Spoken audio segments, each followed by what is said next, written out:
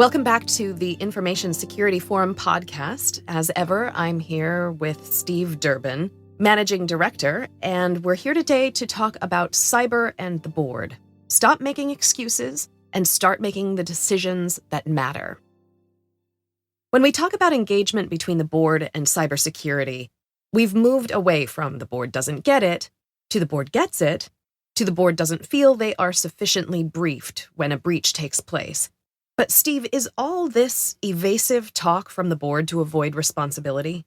Surely by now, after seeing and in some cases experiencing the impact of a breach and the potential financial penalties from upcoming GDPR legislation, the board should have cybersecurity built into its business strategy.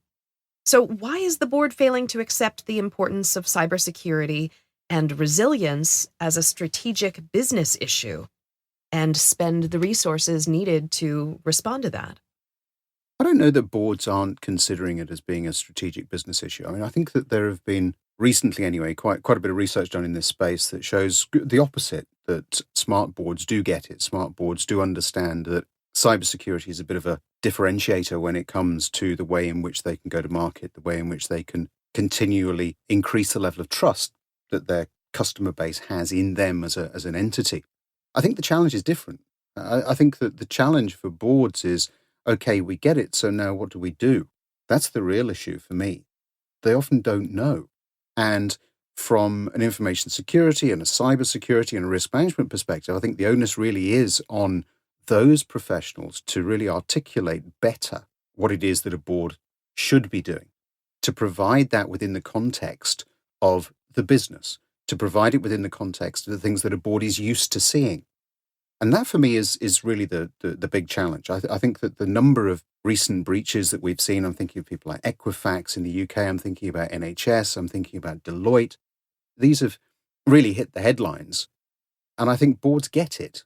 We've also got, of course, upcoming legislation, which they understand. I'm thinking here in particular of the General Data Protection Regulation in Europe, which comes about in May next year, 2018. So I think that there is always the risk of us being a little bit too simplistic in this and saying, well, boards don't really understand. And that's, I suppose, quite natural. It's quite human, isn't it? Mm-hmm. Very often misunderstood.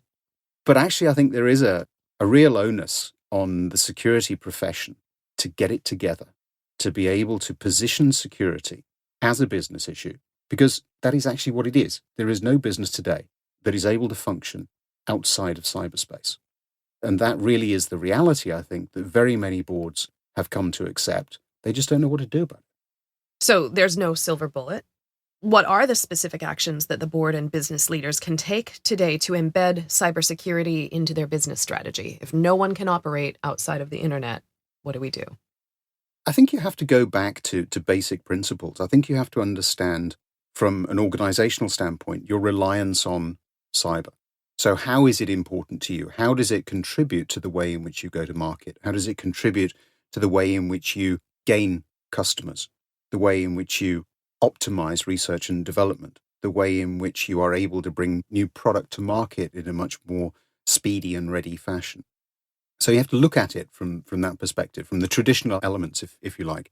And then you have to try to break out what the impact would be of loss of information across all of those different areas.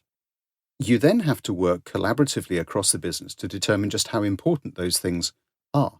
In a lot of instances, of course, a breach that doesn't impact your core business or doesn't impact your core critical asset, whilst inconvenient, is not going to bring your business to a grinding halt.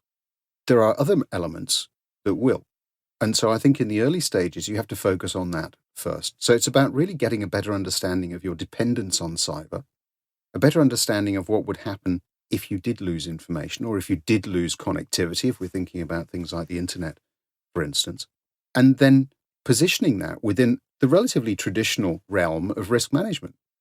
If you can do that, then actually your organization begins to raise its understanding, its awareness that cyber is probably not very different from anything else that's come along in the history of the organization. The challenge that we face, of course, is that we continue to view cyber as something that is very, very different. And it is, but it isn't if you break it down, because it's just another development along the way in terms of an organizational life. You just said when there's a breach of something that's not critical, it doesn't decimate your business or your product. Do you think that boards are in the habit of ignoring smaller, lesser impactful breaches? Well, it's going to be very interesting when the General Data Protection Regulation comes about, for instance, because what I anticipate that doing is raising the level of awareness of breaches that relate to personally identifiable information of EU citizens. Now, what we'll have to figure out is whether or not that is an increase in the amount of breaches that have taken place or simply an increase in the reporting of some of those breaches. And that, for me, is really going to be probably the most interesting piece of information with regard to the number of breaches that take place and the reporting of them. I think there's another interesting thing in that as well, in that GDPR, for those organizations that are implementing it correctly, is nothing to do with compliance. It's not a tick box. It's about culture change. And I hear quite often, particularly IT guys, talking about GDPR as if it is something that's more akin to Y2K. So, at a certain date, at a point in the future, systems will come to a grinding halt. So with GDPR, it will suddenly come in and we're expecting all of these breaches to take place. For me, that misses the point. And really, it is hugely pertinent to what we've just been talking about within the context of the board. Because GDPR has nothing at all to do with a single point in time. GDPR is about culture change. It's about how you morph your organization to be more responsible with the way that you handle personal information. It isn't something that happens on one day in a 12-month period and then we all breathe a sigh of relief. If you come at it from an IT or a compliance standpoint, you will miss the point. And the point about GDPR is it's culture change. The point about GDPR is that it's all about how you train and rework your business processes. And the real danger with it is that you can have a breach at any time. So you have to make sure that your GDPR process is something that is working 24/7 every single day for the rest of your organizational life. That is the real challenge of GDPR. And do boards get that? Some of them do. Some of the smarter ones have viewed it as a huge opportunity rather than a compliance requirement.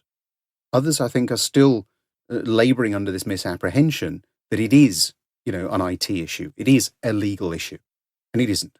It's a corporate-wide issue. So again, if we look at the role of the board in all of this, what are they there to do? Well, they have to ask the right questions. They have to ask about the implications of some of these things. Is it something that is a single shot that will happen on a single day? Or is it something that has much bigger ramification? And I think there's been too much focus on things like the fines that can be levied. There's been too much focus on things like the right to be forgotten. The real focus needs to be on the way in which you need to transform your business from the board right the way down. So for me, that is a good example of how boards need to get better engaged. There is a direct line of linkage between getting your business in shape from a cybersecurity standpoint and the bottom line in terms of customer attraction, in terms of your ability to be more effective in the marketplace. Increasingly, in terms of the way in which your customer base will trust you as an organization. And that's going to become increasingly important, this whole trust paradigm. That's another good area where boards should be paying very much more attention. But do they know to ask these questions? That's the real issue. I think 130 some million Americans who were affected by the Equifax breach would agree that trust is pretty important. How will the board have to adapt to the cybersecurity workforce of the future then? If this is a human issue, what is the business model with the human culture that gets this really at the core? What is that going to look like? I think that is probably one of the toughest areas for organizations, because within an organizational construct, you have different individuals at different stages of development from a career standpoint, for instance. If you look at your overall workforce, you'll have a number who are perhaps in the sub 30 years block. You'll have some who are in the 30 to 50 and some who are above that. If you just take those three blocks, and I'm being very simplistic here, but if you just take those three blocks and you look at the way in which technology is used, it is very different. There are less concerns about privacy, for instance, in the younger block than there is perhaps in some of the older blocks. So from an organizational point of view, when you have to look at how you can raise awareness of cybersecurity, you can't do it in a one-size-fits-all fashion. You have to be effective, relate to the individuals. You have to be presenting them with a means of working that, yes, raises the level of security from an organizational standpoint, but takes into account their personal requirements, the way in which they use technology. You can't do that unless you really get inside the head of the individual, really understand how they use the technology, why they do the things that they do. And so we move much more, I think, into the whole psychology of human-machine interface, human security interface. And there's a lot of work that needs to be done in that particular area, I think, for us to really understand how we can bring about long-lasting change in some of these areas, given all of the different variables that most organizations will have. But one thing is for certain, if we continue to work on awareness in the way that we've traditionally done in the past, so I'm thinking about things like caps and mugs and T-shirts and goodness knows what else, we certainly won't make the progress that's necessary. We have to get much smarter about it, and we have to do a lot more work in terms of understanding how we as individuals interact with that security interface and, as I say, the machine interface. I like what you're saying, that it's not anything new. It seems like it's new, but cybersecurity is a human cultural issue. Businesses have dealt with challenges that need to be addressed through a human response, a cultural shift. So that is demystifying something that may seem out of the realm for many businesses. So I think that's a powerful message you're offering. This is an interesting conversation, as always. And while some board members may find some of your insights challenging, there's no getting away from the fact that cybersecurity is constantly evolving and moving forward, and so the board is going to have to keep pace through all of those shifts. It's evident that the board needs to step up to the plate and move cybersecurity from a discretionary to a business spend, and leverage the expertise of their security teams to support their business strategy goals.